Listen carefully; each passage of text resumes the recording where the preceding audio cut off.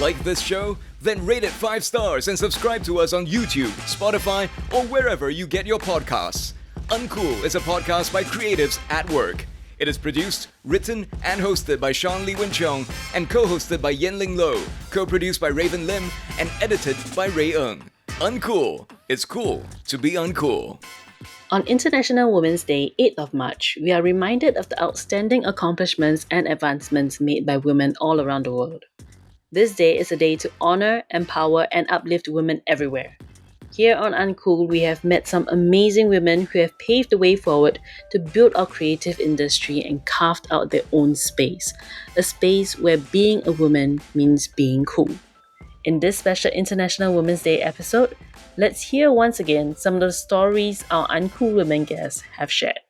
So today we have a multi-talented, multi-hyphenate Debra Teng. So Debra, why don't you introduce yourself for everybody? Okay, so how do I introduce myself? So I wear many hats. Most people know me as Debra Teng, the actress. I also am a real estate agent. I am also a corporate trainer. I do life coaching. I am also a dancer. I dance quite a lot nowadays. And I'm also an active advocate for marine conservation. I am also a real estate agent. Yeah. Oh yeah, and I also direct and produce. So you need not only your 10 fingers, but you also need to involve your toes and you're going to count how many things Debra does. Yeah, even I lose count sometimes. So Debra, let's take it away. What is your psychology of money? And what has it taught you about wealth, greed, and happiness? Well, for me, my money is an enabler. It helps me attain the lifestyle that I want. So for me, it's never been about accumulation of money for the sake of having money, or even to show off or anything. It's really about how it can actually free me to live the life that I want. So that's really basically the way my attitude towards money. Yeah, I think in the past, right, I had always been thinking about, I tie in my success with money. And I think that is what a lot of people do as well. I mean, it's a very measurable thing, right? How successful you are is basically how much you earn. Absolutely. I mean, what you say is very real, especially in a place like Singapore, where people do judge you based on the kind of car you drive, the kind of handbag you carry, what's the brand of your shoes that you wear. So, I mean, people do judge you based on that. And actually, on some level, sometimes I do kind of like fall into the trap because I trained as an architect, right? And I actually worked as an architect, and if I were to compare myself with my architectural classmates, no, I'm nowhere near them. I mean, in the sense that because actually I started my real estate career, a little bit late, I guess. I mean, I wish that I had actually started my real estate career a lot earlier. But of course, as an actress, it's always about the passion. It's about, I want to be an actor. I want to give myself the time to focus on my acting. I want to hone my craft.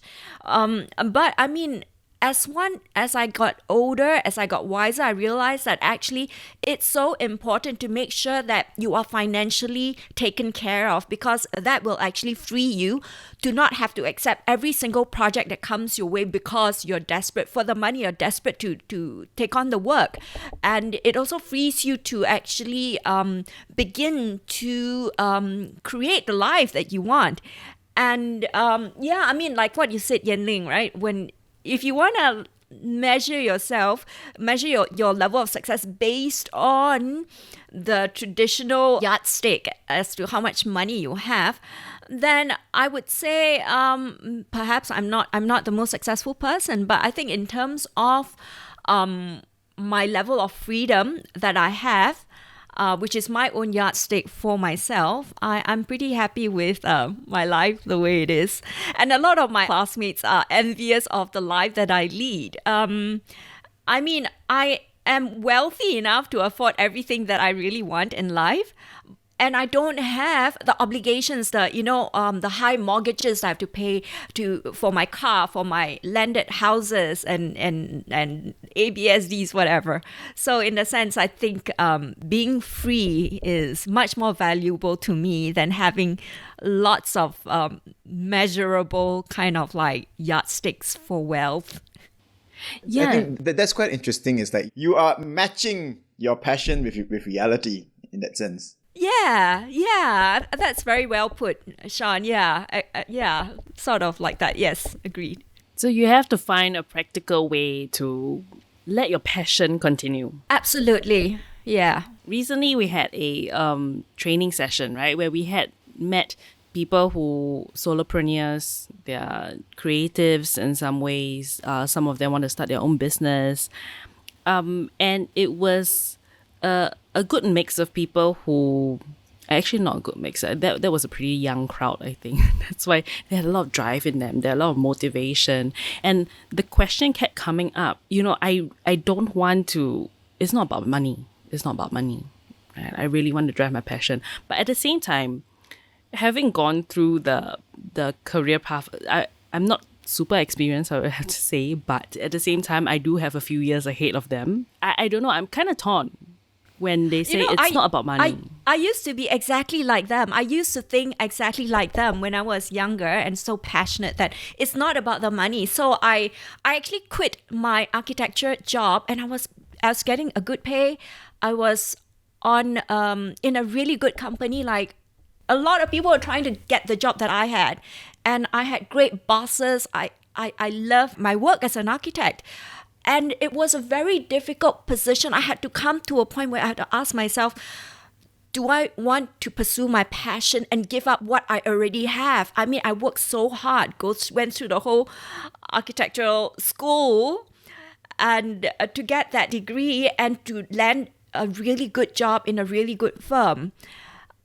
And so it was a really difficult moment for me to actually say that, yeah, I'm going to give up this amazing job to go and start my own theatre company at the time and be an actor, producer, because that was my passion. That was what I believe. So I was just like them. How did you feel, like, honestly?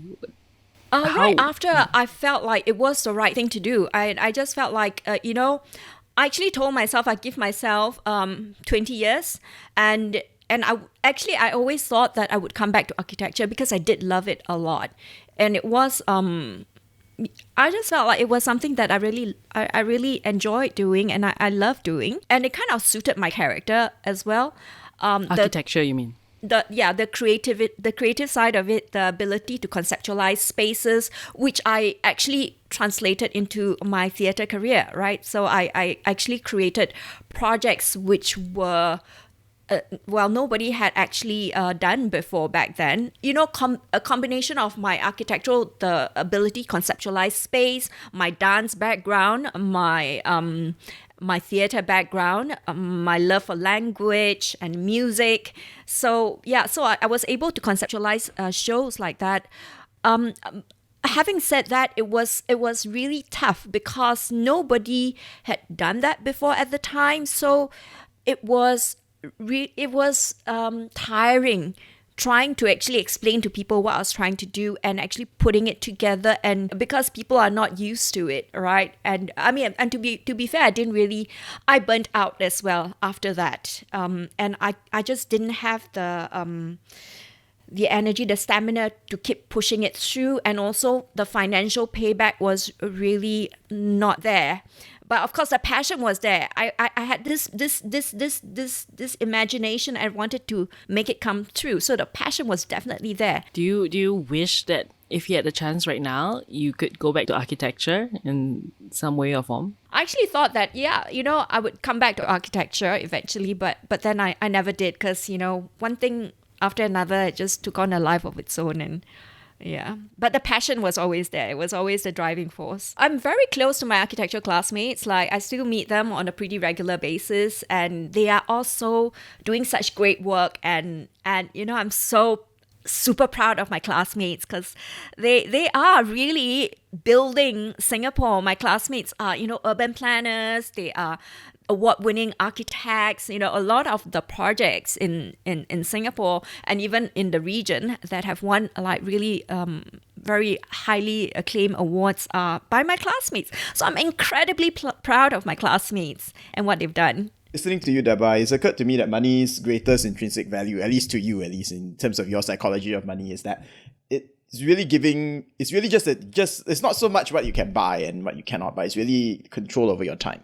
Yeah, I mean, I think I've got enough money to buy what I need, buy what I want, and I don't really want for a whole lot of stuff. So luckily, I'm not like, I'm not the sort that says I need a Bentley to make me happy. So, I'm quite happy taking Grab, Like what Sean is saying, it can buy you a lot of things, but one thing it doesn't seem to be able to buy is time. Still. Absolutely. And I'm sure they are very passionate about the work that they do as well. Otherwise, they would not. Nobody would become an architect in Singapore unless you are really passionate about it, I think, because honestly, it's I've heard really from hard other work. Over the years, right, how do you think your perception of money has shaped your career then? I think when I was younger, I felt like I didn't need money to make me happy.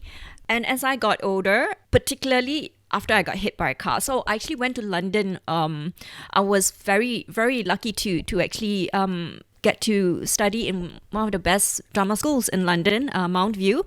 So right after I came back from my my PG, my postgraduate studies in Mount View, I got hit by a car. It was along Middle Road because I used to stay at, where Midtown Bay is now? Midtown Bay is at Nickel Highway. It's opposite Suntec City.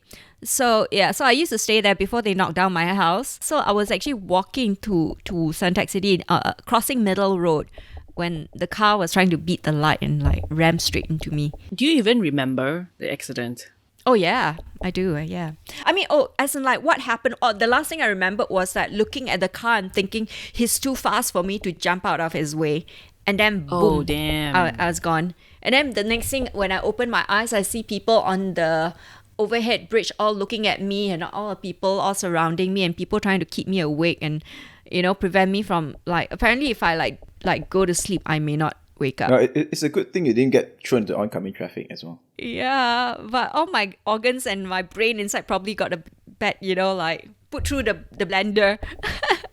For people who don't know, Jin has a very long history in especially Singapore television, right? But it's more like because it's always been behind the scenes, right? I've been in television since I graduated, so yes, it's a very long time. So I'm glad that you say that because normal viewers should not, watch the credits. It's only when Marvel started the after credit, then people start waiting for them. Even then, they will wait until, they will be on their phone until the after credits come. So they don't realize there's a whole bunch of people who's doing stuff. But still, it is a very young industry. I think ultimately my passion is drama. When I first started in drama, executive producers were the guys who basically look after the project. But then sometime about 15 years ago, right, I think the term showrunner came on board. And before that, my time, the popular shows were Ally McBeal and NYPD Blues and and all that, and then they have they were called executive producers. I don't think the term showrunner ever came on yet. It was after that the writers start to take on in US started to take on a very significant role, and the writers become the very much involved in the whole process. And of the production, and that's how the term showrunner came aboard. And most of the showrunners, not all, but most of the showrunners are the writers. They are the head writers also. They are the beginning and the end of things. They're the people that the broadcaster or the platform will scold when the ratings is bad, but they are also the people who are given the credit, when. So for myself, I think I identify more as a showrunner because I hit write and I also direct some of the significant episodes for most of my series. I think the good thing about being where I am, unlike Mahfouz, from the start when I set up Ochre, I had the final say. So I picked my director. So if the director's not good, then I shoot myself lah. So basically I picked the wrong director, so I have to take responsibility for that. So it's either directors are not experienced enough, or they're very young, or they don't care. So it's one of these. So you don't pick those that don't care. But the young ones, sometimes you have to try them out. And then when you try them out, it's a risk. So a lot of people don't know, like for every show that we do, right, at least 1 to 2 episodes we try out a new writer, 1 or 2 episodes we try out a new director. And they don't know that they're actually being tested, but I know I'm testing them. So at the end of it, then there's marking, okay, never again, this one cannot already. this one maybe we can train. Then those that never again, then we have to, the risk is we have to sometimes reshoot the thing or rewrite the episode. Really? So there are a few times where the writing came in and we're like, okay, after first or second draft, we're like, thank you. Then we just rewrite the whole episode lah. Or find another experienced writer to come and rewrite. So that's how we sort of like maintain the quality. So I don't know who's more stressed at that point of time actually, them or you guys. But then I never tell them that I'm testing them, so they should Now they know. Now they know. The best dramas I watch, right, sometimes it's just two people talking. But of course I can't be talking about mundane stuff, but there's always, you know, like recently there's a show that's is DP, right, on Netflix. So this just I didn't watch the show, but I only watched the opening scene, and the scene was one character, one guy, and he was just being scolded, and behind him was a nail. So he was retreating, and it was just one person. And for me, that was wonderful drama, because he was backing, and his superior was like, you know, scolding him, and nobody knows there was a nail right behind. So can you imagine? It's just one person and this huge drama. You don't need a car crash. You don't need a whatever. So is that how Ochre works with all your shows? I think you have to find the drama in human condition. So two people talking, as long as there is, you have to find that nail in the situation. So you have to find that nail in the situation, and it doesn't need to be an exploding car, and you can have 10 exploding cars and the show will still not have drama. So that is how you pass Gene's test. I'm just very curious to know, how did you know that your show was going to go on Netflix? That's not my first show on Netflix. We actually know it for some time, because they actually confirmed it quite a while ago before. So by the time it's on, I was already like, I already know it like for months and months before. Yeah. So, but of course, when you first heard about it, really very happy lah, because usually they're very selective. The distributor tried to push a lot of shows, but the distributor told me they push like 100 shows, they'll probably pick like 8 or whatever. Wow. So that's, yeah.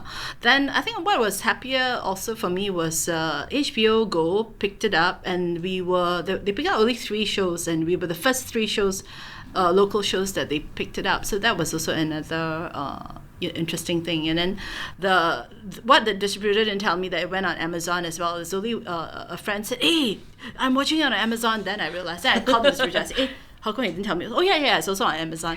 So and then now it's being dubbed into Spanish as well for the South American audience. So I'm very excited to see the Spanish version. They're going to send me once it's done. So I think to go back to your last question, I didn't purposely do a show for any particular audience. And for me, I feel that first of all, you must really believe in the show, and you must like it yourself. If not, why you do it, right? And one of the things I always tell my staff is that if you're not proud of your show, if you don't want to show your show to your mother, your wife, your kids, right, then don't do it. Really don't do it. It's really a waste of time, because it's very, very stressful, you know, and you have to try and do something that you want to, you know, your loved ones to watch. Yeah. And I actually do believe that, yes, while there are situations like his show and Shawshank Redemption, which didn't do well, but then later on went on to be a classic, right? Mm-hmm. But I really believe that most of the shows must do well in their home country.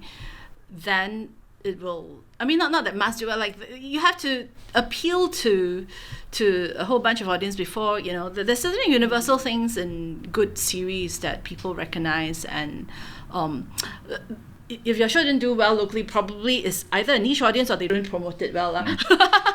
So because if they found an audience on YouTube, it means it's a good, you know, it's yeah. So or maybe it's a niche show, it's really targeted to a certain groups. That one is also true, because some people just like the mass type, but if you do a niche show, then, but it has to appeal to. So to answer your question, no, we didn't set out to do for a particular.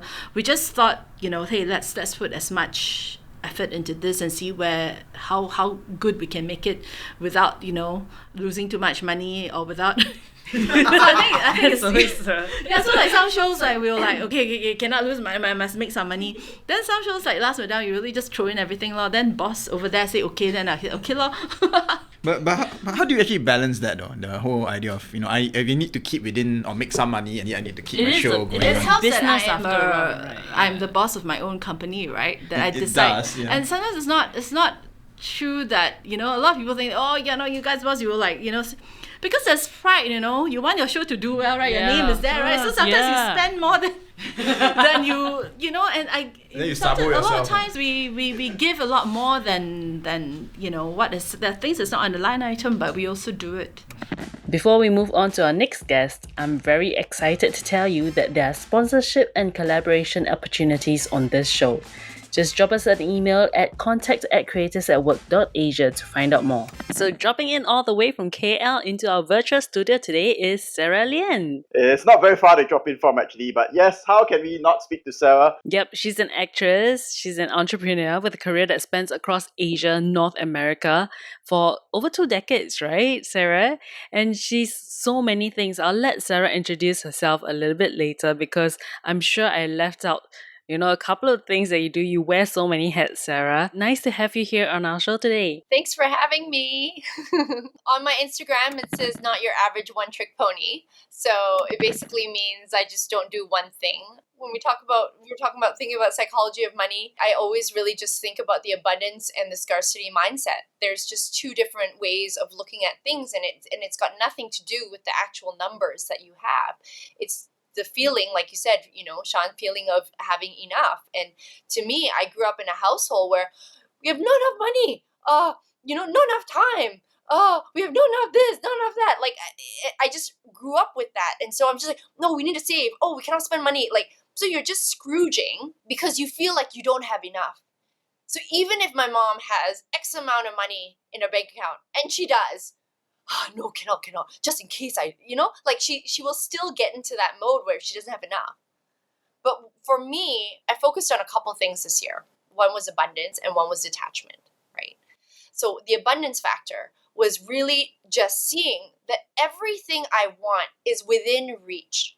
Everything I believe is actually within reach. It's just a matter of how it's going to come to me and where it's going to come to me. But to me, abundance is everywhere. So if I'm in a spirit of giving, I feel like that matches a certain vibration that allows more things to come into my life. And I have seen it. I've seen my company expand, and we're only not even hitting September yet, and we're already like 80-90% of our target, and we haven't even hit, and so I realized it was from my expansion that allowed a lot of my talents to start growing, because I was like, oh, no, not enough money. We shouldn't do this, or we should be more like this. And I'm not saying I'm being, reckless, but I'm looking at it like, no, this is actually an investment. This is going to make us more money. I'm not even going to question this. It's just a matter of like what fits within our budget, right? And so are you enough? It's like, if you feel like you're not enough, then you will always be chasing that not enoughness. And that's the kind of energy that you keep bringing.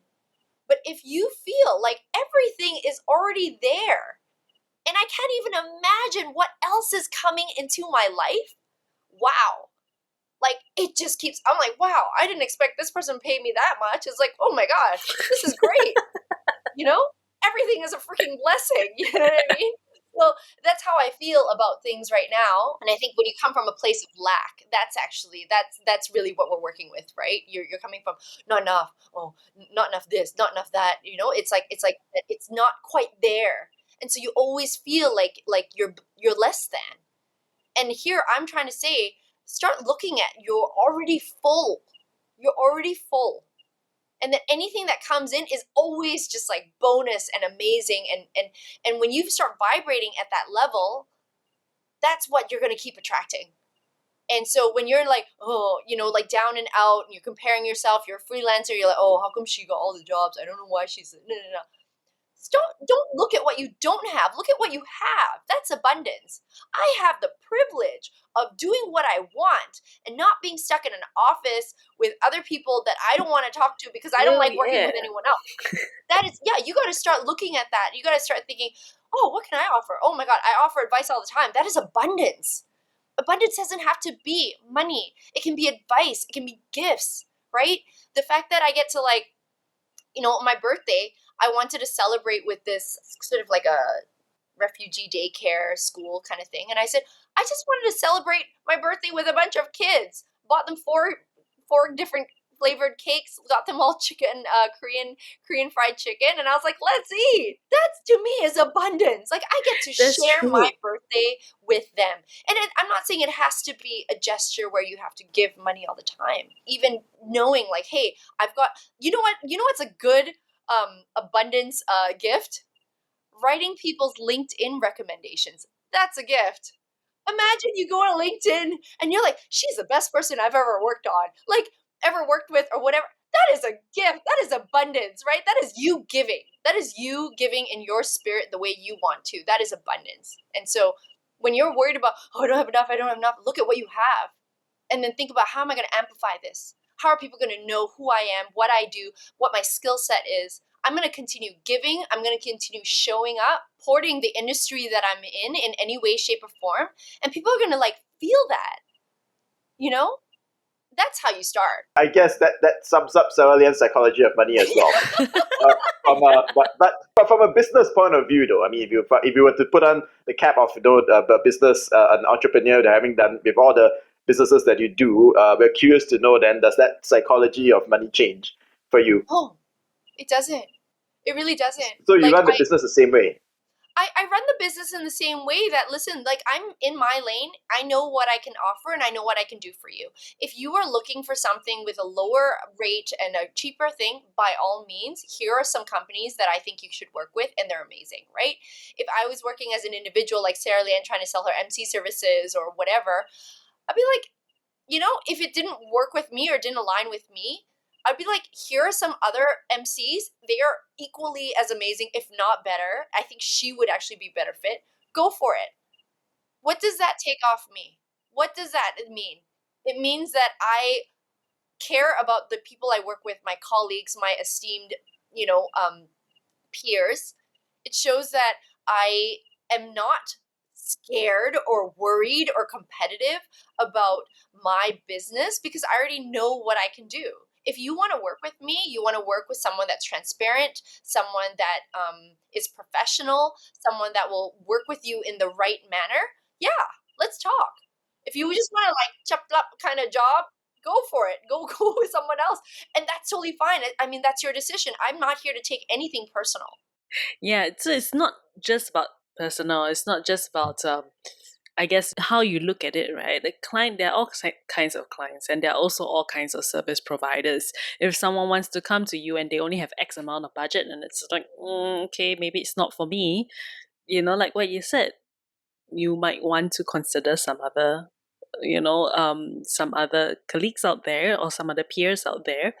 But it's not, I think the attitude where in facing such a situation as well, it's not about being bitter about how come my clients all come to me with such low budgets, or how come all these kind of attitudes.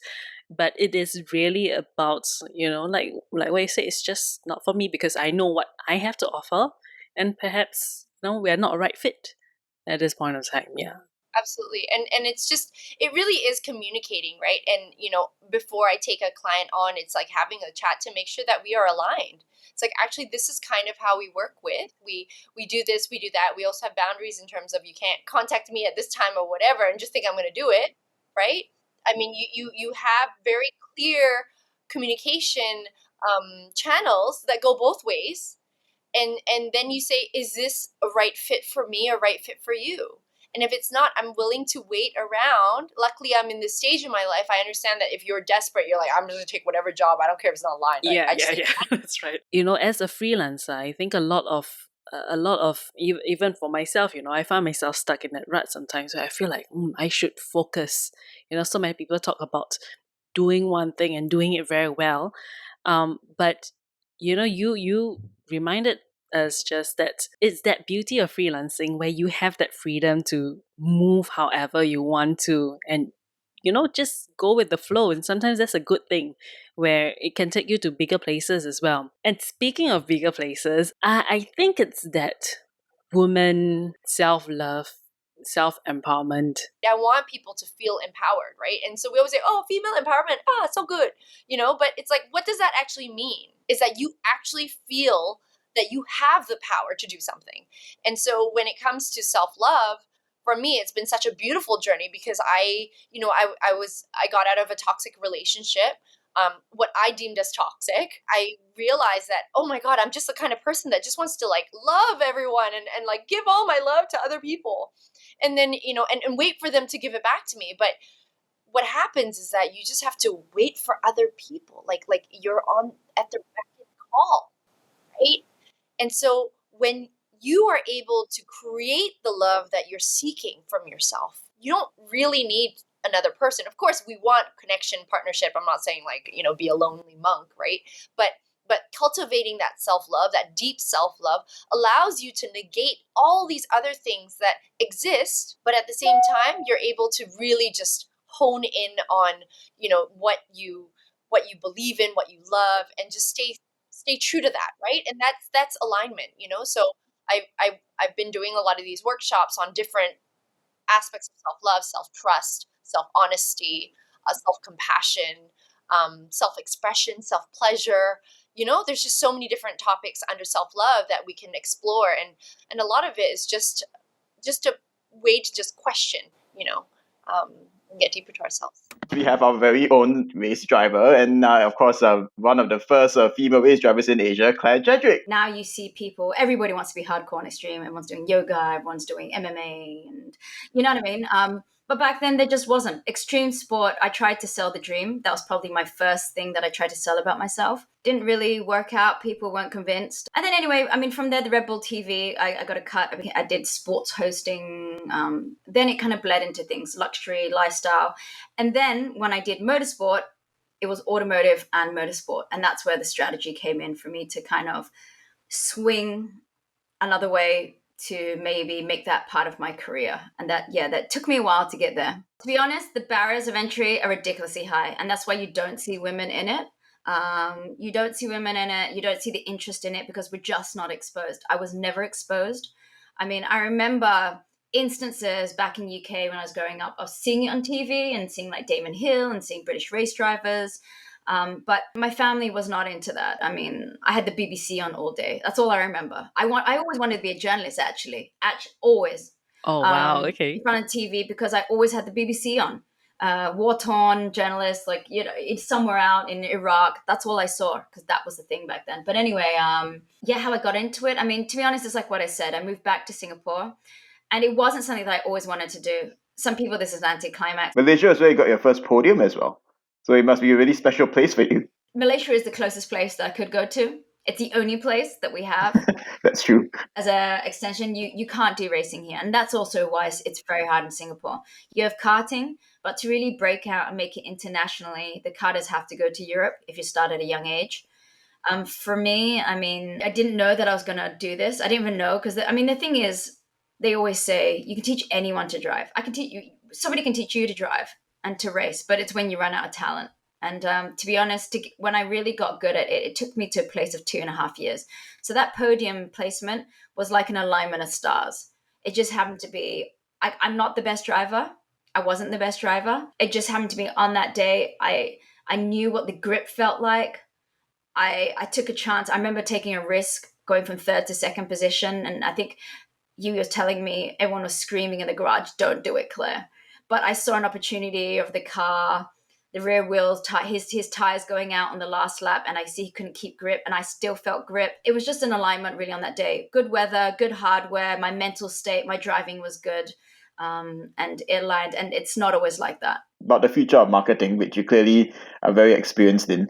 Where do you see all this marketing going, especially about the new technologies coming in, like, blockchains, Web 3.0, and so on? How do you see that changing marketing? I do. To be honest, I love the concept of it. I think I've always been involved in technology, like I said, with the computers, with the web, with everything behind it. I think definitely I've always been that risk taker. So I enjoy the concept of even investing some of my portfolio into that. Even some of these things, I think there's a lot of naysay, especially with crypto crashing and whatnot and Web3.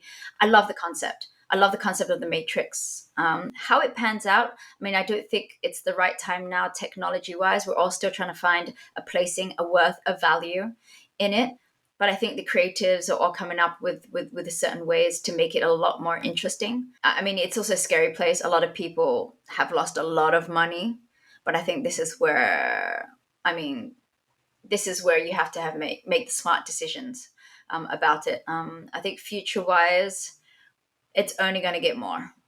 I mean, I think it's going to be around for a long while. It's going to be involved in everything. I mean, this whole payment gateways, just the whole world. I've got friends who are involved in just applications in work. Even people in the finance industry involved in it. And I think it's an exciting time. I mean, it is the matrix for me. I definitely want to be involved in some kind of way. And I can't wait. I think it's an exciting time. We speak to a lot of creators here. We speak to a lot of freelancers, and a lot of them, yes, they are driven a lot by passion. Speaking to you, Claire, I hope you take this in a good light. You are very driven by necessity, survival, and of course there's I think, like you said, it's a personality behind you as well. You're always challenging yourself, but it's also a lot of practicality that is inside whatever you do. Yeah, I mean, if the zodiacs were real, I'm your perfect Virgo. I am critical, mostly of myself. I'm practical, and this is also because of my parents. Very practical beginning. So even, I mean, there's always the devil and the angel on my shoulders. Very much the kind of person where always have to have that savings, look after yourself. And even though I have a natural wild streak, I've managed to swivel that down on that other side to be, I have a spontaneous side. I've learned to kind of, I suppose, like quell that, douse the fires a little bit on craziness. I still have that, but I just have better decision-making skills. I think that's probably the best thing. And I have very good peers around me who go, even if crazy ideas, but I suppose just more, just better decisions. That has come about because of, you having a family right now? Or is it just every day? I think it's come from making a bunch of bad decisions. And that's the only way I would have known. There's no other way. There is no other way that I would have learned it if I had not made all those crappy decisions or gone through crappy moments in my life. I would not feel as confident as I am to want to be able to lose everything. There's Top Gun Maverick, then there's Jurassic World Dominion, and then there's Amazing Ash and Superhero Armor 2. Yay! One of these sequels are available in bookshops right now. Well, and today we have Melanie, writer of Amazing Ash and Superhero Armor, who did not need 36 years to produce this sequel, by the way. So, Melanie, how do you get a book published, be it self-published or by an actual publisher? So I think the first things first is you have to write your book first. Okay, that's very important. A lot of people want to write, but they don't write anything, then cannot publish anything, right? So, okay, firstly, write your book, have your draft kind of ready. Because if you're new, right, you can't just like pitch an idea. I think for me, when I pitch Amazing Ash and Superhero Armor, I've already written stuff. So I had a bit of that track record, right? So I can just sort of pitch an idea. But because first starting out, have a complete book draft ready. And then you could just sort of research on the local publishers. So there are a couple like Epigram, Marshall Cavendish, Ethos, and a few more. I just can't quite remember at this point. And you just go to their websites. They usually actually have a manuscript submission page where they have details like, if you want to submit a story, send a manuscript to like what email address, or they might have a form where you just upload your draft. So that will be like so-called the cold call way. But there are also some industry events. So I did mention to you, like, how Amazing Ash Book 2 was actually launched at the Asian Festival of Children's Content. So that festival actually has a whole bunch of events, including pitching events. So that these might be a little more, like I would say, it's a kind of like a good networking session. So they have these pitching events where you can actually, sign up for. You might have to pay a bit. like a pass for that festival, right? But for that pitching event, you can meet like 3 or 4 different publishers all in one shot. You have maybe a 5 to 7 minute pitch, like a bit like speed dating lah. Like pitch time, you can sort of tell them what your story is about, and then you can later on email them your script. That actually might help in setting a stronger impression because they meet you, they get some face time with you. So, they might be more inclined to take a closer look at whatever manuscripts you submit after meeting them at the pitch meeting. Because usually if the editors like the stories, they would, want to follow up, when you send the manuscript over. So these are some industry things that could help you. I think the Singapore Book Council often has courses as well on how to get your picture book ready or how to write a novel. They have these things in their academy arm for the public that you can sign up for as well. So I think there's quite a lot of resources these days. It's just that I think it's, to be realistic, you have to have written something. So I think I used to go for, like in my one toying with an idea, for a book for many years. I've been doing that even before I had kids, even when I was just started work or even when I was in university. I would go for these writing courses sometimes. The trainer was always like, yes, we can tell you want to write, but unless you've actually written something, you really got nothing to show for it. So you have to write a lot of stuff. And if you have the good first experience of publishing a book, it actually opens a lot of doors. Either the publisher will want to work more of you, or other publishers will want to explore things with you. It happens quite naturally lah. So how about self-publishing though? Do you think like having a self-published book would help in that as well? So self-publishing, I don't have that much experience of it, but I can just tell you what my friends who have done it shared with me. So you get a lot more creative control, that's for sure. So I would say self-publishing would be good for those who already maybe have some kind of publishing or editing experience in your outside work life. So, you can handle these things on your own. I think that will be good for people who are already in the creative industry. Self-publishing gives you a lot more creative control. If you're printer contacts, you probably can get good deals on getting it printed. But I think the important thing to work out for self-publishing is distribution, because you might have to hire or engage a book distribution company to get your books in the bookstores, and they take a cut. So you have to kind of work out the terms with them. I can't remember what the market rate cut is usually like, but you need a distribution company. So that's an extra thing you might need to hire, even if you can actually handle everything else on your own. Whether you are self-published or published by a traditional publisher, I would recommend, if you have a bit of extra miscellaneous budget on your end, hire a proofreader on your own, because there can never be enough eyeballs to go through your work. There'll always be mistakes to spot, or any structural inconsistencies. I think or create your own little kind of reader test group with friends who love reading, and friends you trust, are not who are invested in your success as a writer, to check out your work. And getting feedback constantly is very important, whether you're both self-published or traditionally being published. Yeah. On the note of creative control, in your case, or in the case of a book, what is the balance between yourself and the illustrator? And because you see, there's so many people, right? I think for me, I felt I had the most creative control because I'm the one who created the story, and I write what's happening in the script. But I will also say I give the illustrator a lot of space, because I definitely see him as like the person who's making the story come alive. So if he has little creative interpretations to like that, it's not included in my script descriptions, I'm fine with that. In fact, I'm often chuckling at them, because it's like he's adding a new level of humor. Like he might add something slapstick with the actions the characters are doing. I definitely give that space. I won't be like, hey, it's not my script. I'm fine with how he added things. In fact, that's what we encourage. The editors I've worked with so far, regardless of publishing company, I have been quite easygoing in that sense. They usually are. The fact that they want to publish it means they are already supportive of the idea. So I actually asked the editor for more feedback, actually, if possible, because for me, I'm really into like trying to find ways to hone my writing. So I'm actually almost always quite open with whatever language kind of tweaks they make to make it sound clearer or less long-winded. I'm quite open to that, actually. I think it is quite important for me, because I do freelance writing where the clients are the ones who have all the creative control, and sometimes that's not a good place to be in, because you really have to really kind of fit your writing to meet that certain quan they want, right? The certain style they want. So I think that is why writing children's books has been really like that outlet for me to let go a bit.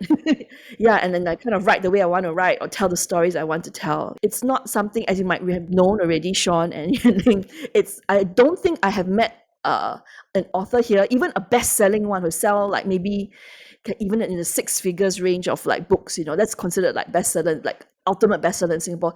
They can't earn a lot of money. They can't earn a full-time income with just books. So it really has to be something that has been regarded as a passion and side hustle, but it's still a very important side hustle for me, for like how I see it lah. It's a creative outlet lah, to For keep the sure. juices flowing, definitely. Yeah. They went to the Commonwealth Esports Championship, and then they went undefeated, and they won the gold medal there like a boss.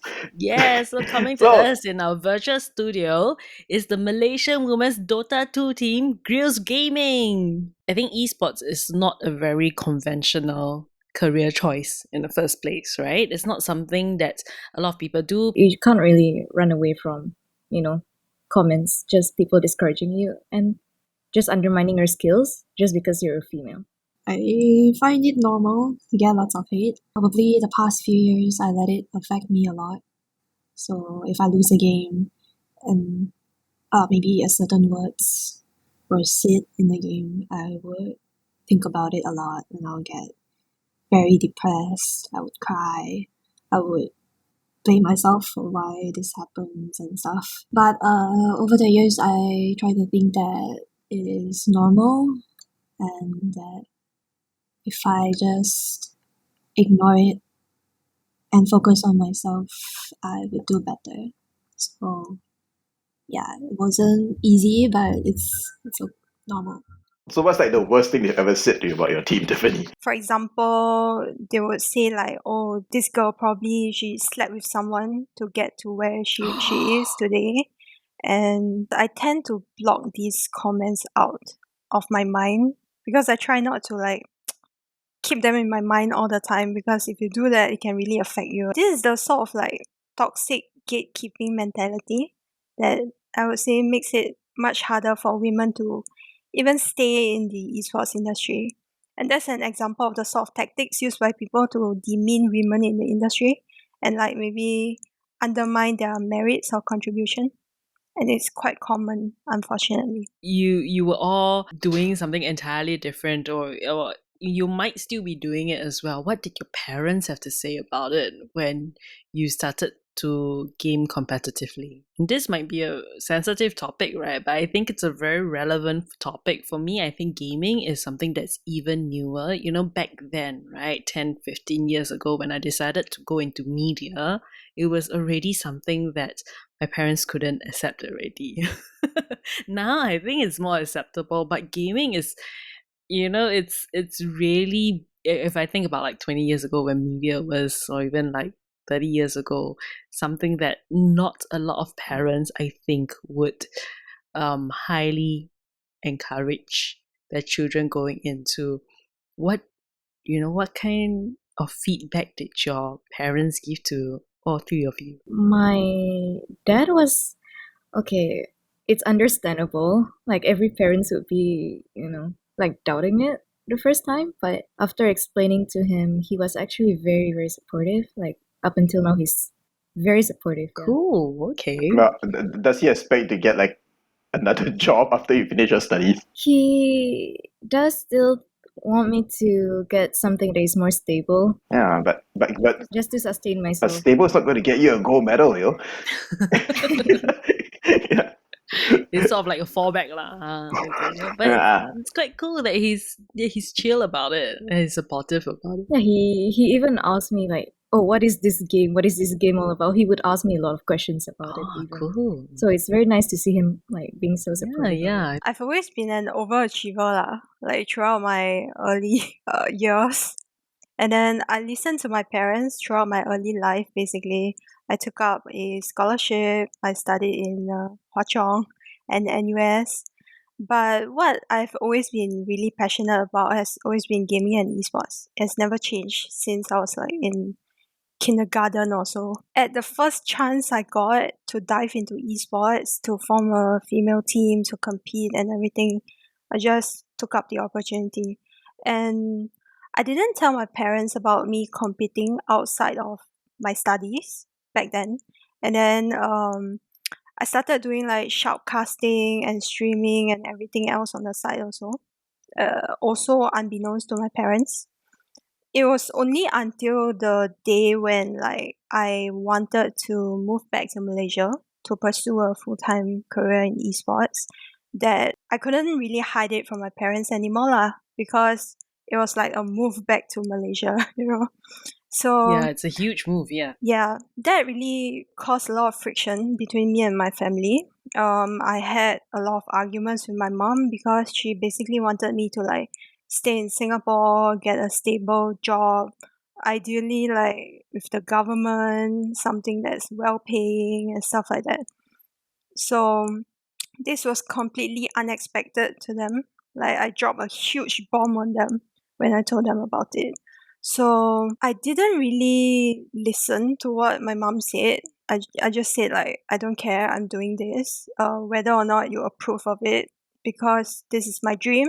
And this is literally a life-changing opportunity, because how many people can say that they actually manage a top professional Dota 2 team?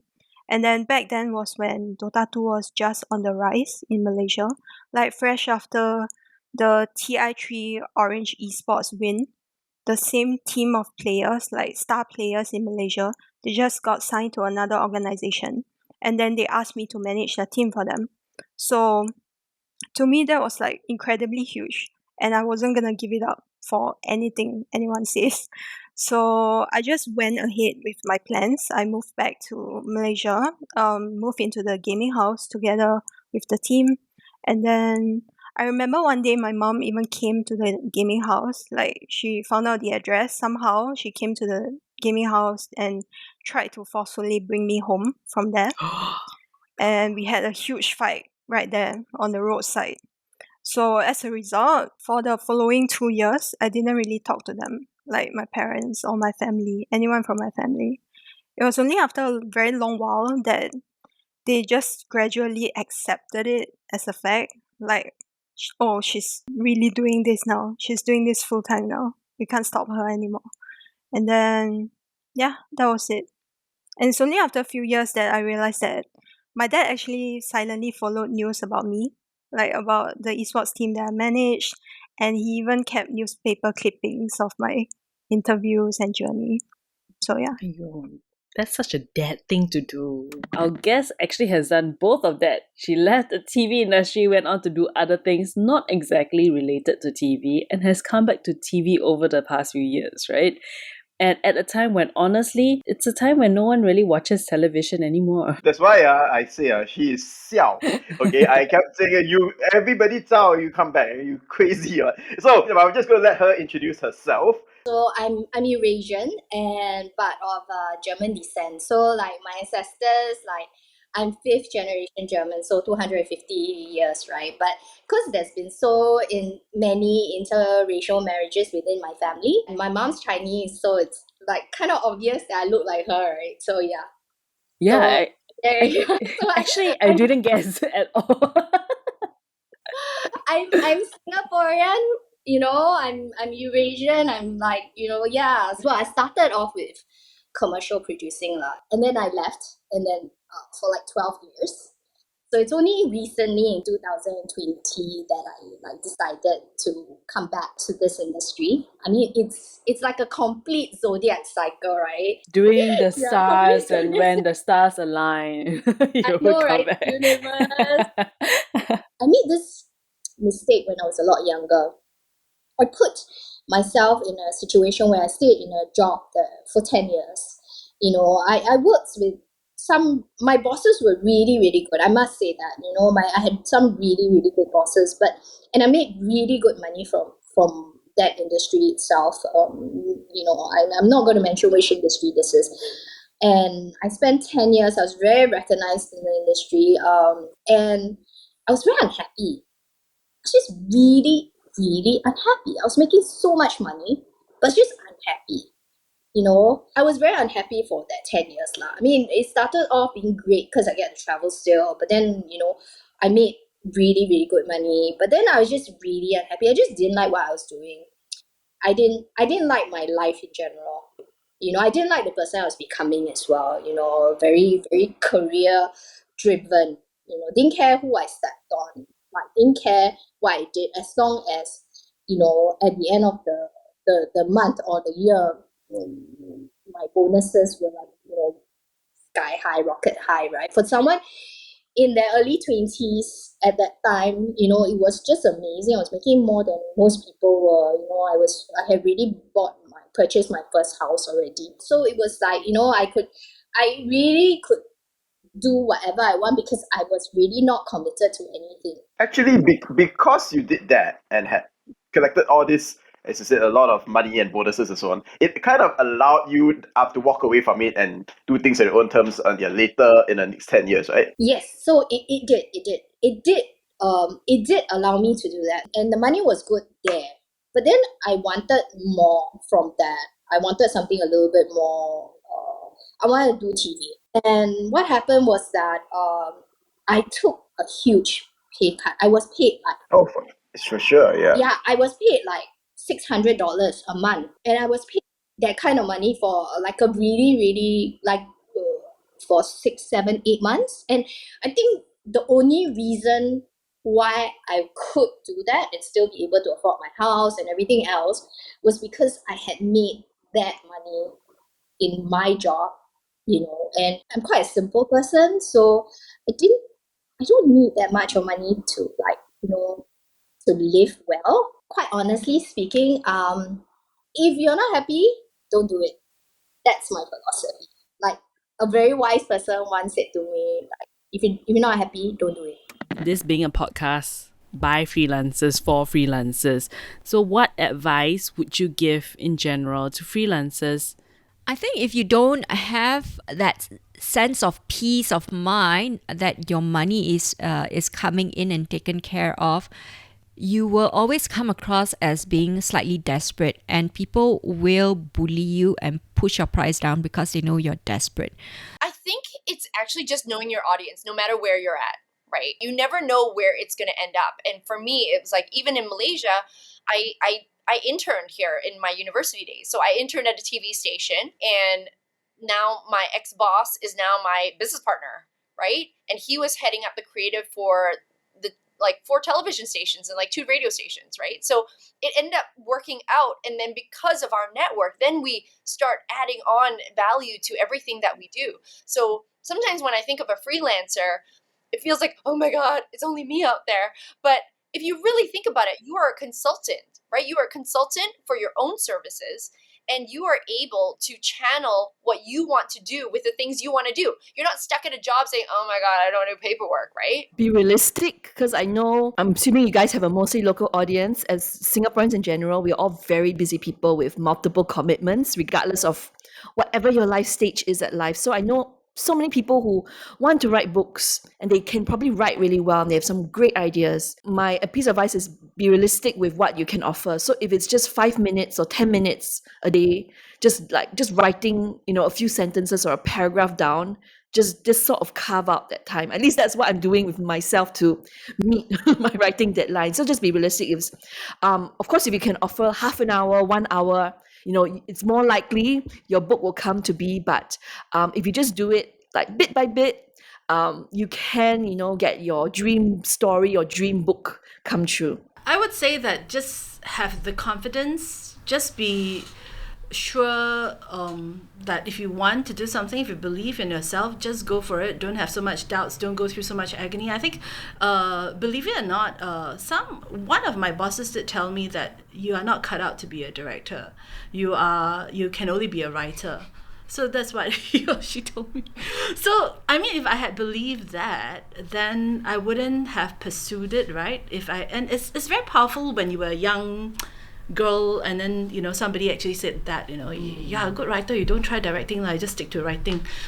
So of course that time is easier. It's easier to say now when you've already tried it, but then there's a lot of oh no, Maybe he's right. Why if I, can't do it? And even when I want to come up to do ochre, right, a lot of well-meaning people, I tell you, they really have your interest, but then they will tell you things like, don't, it's very difficult, you should die one, you won't, you will die, you will, you'll fall, because there are other production house that's come out and folded before. So if I had believed those voices, right, I wouldn't have persisted. So I think there's something about me that's probably a bit stubborn. So sometimes I think you would have to go with certain gut feel. Sometimes we think so small of ourselves, right? That we are nothing beyond our shores. And I think that's, an important aspect that we need to remind ourselves, right? That we don't just need to survive on our own, and that we are a small island. Everybody knows everyone, the whole industry, we all know who the directors are, right? And who the, production houses are. If we can collaborate more together, which I'm starting to see now, and we can think out of the box, then I think there's a better opportunity for us to, kind of grow. If you want to hear more from these amazing women, catch our full episodes at CreativesAtWork on YouTube for more. Subscribe to us, drop us a 5-star rating, or leave us your comments in our channel page. We can't wait to be back with our new episodes. But until then, stay uncool. Like this show? Then rate it 5 stars and subscribe to us on YouTube, Spotify, or wherever you get your podcasts. Uncool is a podcast by Creatives at Work. It is produced, written, and hosted by Sean Lee Win Chong and co-hosted by Yenling Lo, co-produced by Raven Lim, and edited by Ray Ng. Uncool. It's cool to be uncool.